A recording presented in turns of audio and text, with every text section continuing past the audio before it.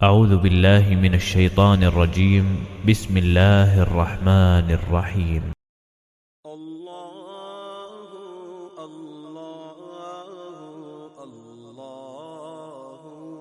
نبی کریم صلی اللہ علیہ وآلہ وسلم نے فرمایا، تین خصلتیں ایسی ہیں کہ جس میں یہ پیدا ہو جائیں اس نے ایمان کی مٹھاس کو پا لیا۔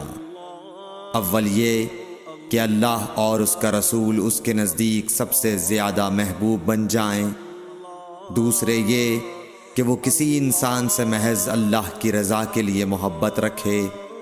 تیسرے یہ کہ وہ کفر میں واپس لوٹنے کو ایسا برا جانے جیسا کہ آگ میں ڈالے جانے کو برا جانتا ہے۔ صحیح بخاری حدیث نمبر 16۔